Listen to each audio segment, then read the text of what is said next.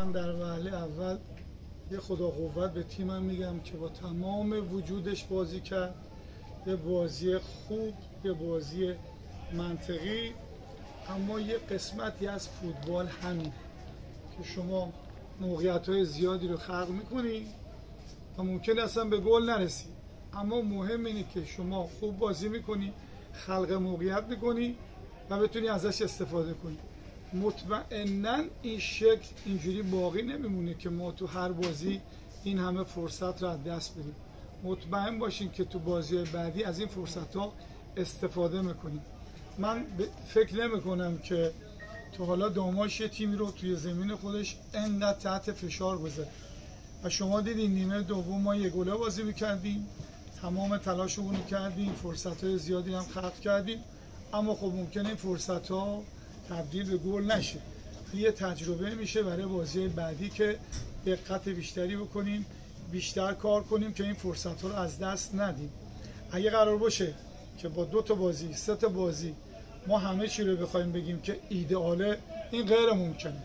یه تیم مثل رئال مادرید میره قهرمان لالیگا اسپانیا میشه، از اون ور قهرمان جام باشگاه اروپا میشه، میاد 4 تا بازی اولش رو 2 تا مساوی میکنه، یه دونش رو میبره. پس باید بگیم آقا این تیم بعد و مربیش عوض بشه و بازیکناش عوض بشه. این تیمی که تغییر پیدا کرده تمام بازیکناش عوض شده.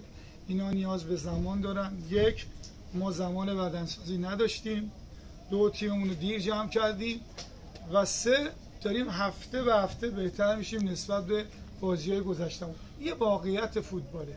فوتبال این نیست که الان بریزی آماده بشه در بیاری بخوری. نه، اینطوری نیست. فوتبال حوصله میخواد، زمان میخواد.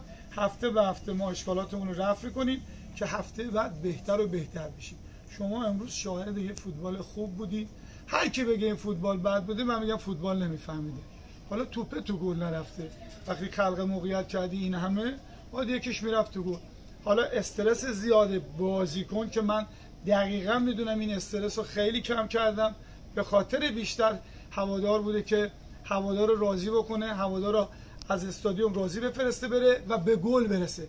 وقتی شما استرس زیاد داری مطمئناً تمرکز لازم رو نخواهی داشت، به خصوص برای ضربه آخر. ضربه آخر بازیکنی که تمرکز بیشتری داشته باشه میتونه بزنه، اما چون جو طوری بود که ما می‌خواستیم به خاطر هوادارامون این بازی رو ببریم، با عجله با دست باچگی فرصت‌ها رو از دست دادیم.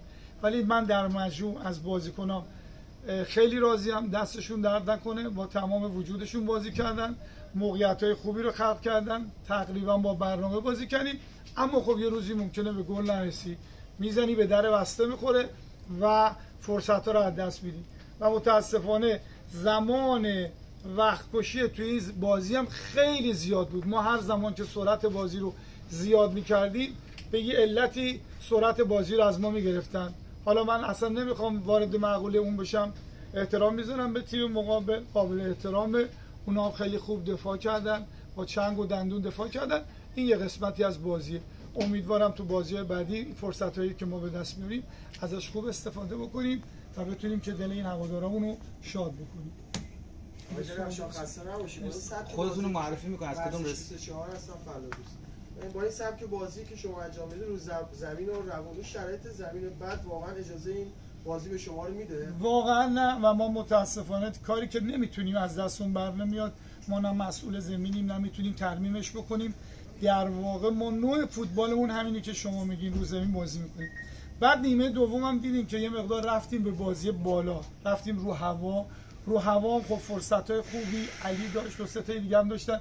اگه از اون ضربه سر یا قسمت‌های دیگه استفاده می‌کردیم الان اصلا معقوله عوض شده بود، شکل کار یه جور دیگه بود. ولی در هر صورت این چیزی که شما میگی من تایید می‌کنم، زمین اصلا مناسب بازی نبود. شما دیدین که چقدر لغزندگی داشت، چقدر سر می‌خوردن.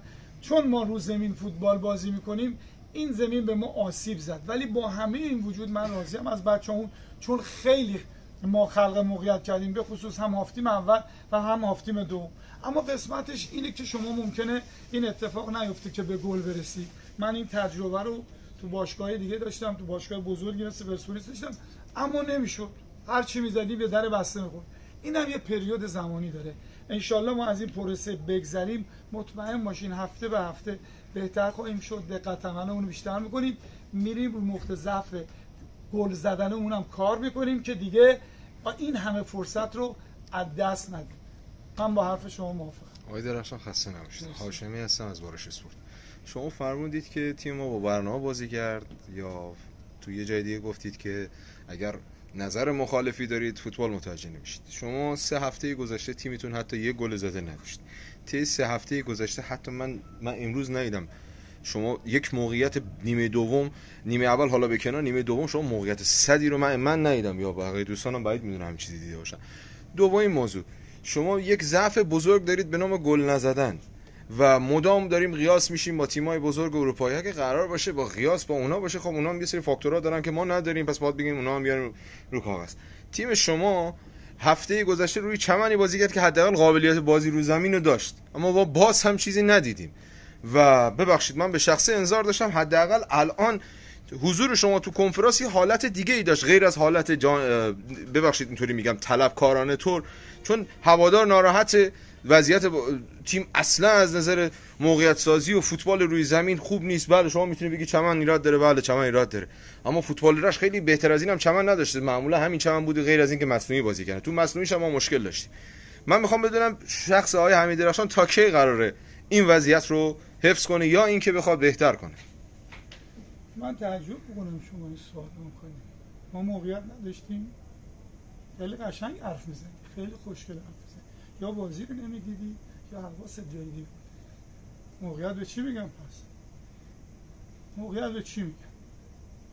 شما به من بگو موقعیت به چی میگم؟ من شاید فوتبال رو نمیفهمم، شما بهتر از من. ببینید شما گفتید ما به جوری تیم حریف رو تحت فشار گذاشتیم، عین جمله شما دیگه که اصلا بعید میدونم داماش همچین سابقه‌ای داشته باشه. یعنی اصلا خب شما چیزی که دارید میگید یک بازی وحشتناک با تهاجمی از تیم حریف باشه. ما حریفمون نزدیک 30 دقیقه 10 نفره بوده، ما حداقل انتظار داشتیم که بعد از 10 نفره شدن 4 تا شوت داشته باشه، مثل یه شوتی که بازیکن ما از راه دور زد گلرشون تو 2 مرحله جذب کرد. مثل اون توپی که زدن از بغل تیر رفت، مثل اون توپ سری که علی ابراهیمی زد. اینا موقعیت هست یا نیست؟ خودمون رو گول نزنیم، یه خورده واقعیت رو به مردم بگیم. نمیتونیم بگیم که این تیم موقعیت نداشته. تیم رو کردی تو 18 قدم به گل ما نرسیده و تو میگی موقعیت نداشتی. انصافا خوب چیز زدم، یه خورده منطقی نگاه کنه به قضیه. ببینید من اومدم اینجا کمک کنم، برای من مهم نیست 5 روز دیگه برم 10 روز دیگه برم. من اومدم به شما کمک کنم. شما که از آسمون که نمیتونین مربی بیاری نازل کنین که همینا رو بکنه تو گل. فوتبال یه فلسفه داره، یه راهی داره که باید به اون راهش برسی. ما موقعیت نداشتیم، تیم رو کردیم تو 18 قدم، نیمه دوم به دروازه ما نرسیده. چجوری بازی می‌کردیم پس؟ اگه بد بازی کردیم باید یارو حمله می‌کرد ما رو می‌کرد تو 18 قدم، خودمون می‌گفتیم آقا ما اصلا به گل حریف نرسیدیم. همش ما رو تو 18 قدم حبس کرده بودن. شما چجوری فوتبال رو چیز کردین، تشخیص دادین که ما هیچ موقعیتی نداشتیم، هیچ کاری نکردیم؟ چه کار باید می‌کردیم که نکردیم؟ خلق موقعیت بوده کردیم، منتها نزدیمش تو گل. اگه یه دونه از این توپا میرفت تو گل، الان شما این حرفا رو از من اصلا نمیپرسیدی، یه جور دیگه سوال می‌کردی. آدم یه خورده واقع بینانه به قضیه نگاه کنه. ما خلق موقعیت کردیم، حالا از بدشانسی ما کم دقتی توپ نرفت تو گل. اگه یه دونه از اون توپا میرفت تو گل، اصلا این داستانا نبود. اصلا همه چی الان ما شده بودیم بهترین مربی آسیا، الان شدیم منفورترینش. چرا؟ بازیکن توپ رو نزده تو گل. اگه میزد تو گل همچین سوالایی میشد، همچین بحثایی میشد. به امام حسین همه میومدن اینجا میگفتن به به عجب فوتبالی بازی کردی. اختلاف مربی میدونید چیه؟ 5 انگشته با این تیر دروازه شوت میزنن، با 5 انگشت میره از بغل تیر میره بیرون، همه میگن بابا این چه تعویضی بوده. با 5 انگشت فاصله میره تو گل، میگن بهترین مربی دنیاست، ببین چه تعویضی کرد. تو برا فوتبال قشنگیش همینه. شما خلق موقعیت میکنی، اگه انشالله رسیدی به گل که همه چی درست شده. اگه ما خلق موقعیت نمی‌کردیم، این شما این حرفو می‌زدی من قبول می‌کردم. گفتیم آقا ما نه تاکتیک داشتیم، نه خلق موقعیت کردیم، نه به گل حریف رسیدیم. ما که همه کارا رو کردیم، خیمه زده بودیم تو 6 قدم تیم حریف. حالا توپ تو گل نرفت، این دلیل نمیشه که تیم بد بازی کرده. آدم یه خورده انصاف. اگه شما فوتبالی هستی، حتما منطق فوتبال هم میدونی یعنی چی. منطق فوتبال حوصله میخواد، کار میخواد تا انشالله به اون نتیجه برسی. ما این همه فشار آوردیم، این همه خلق موقعیت کردیم، بعد شما الان اومدید میگید آقا خلق موقعیتی نداشتید. واقعا این خستگی تو تن من میمونه که وقتی شما این حرفو میزنید.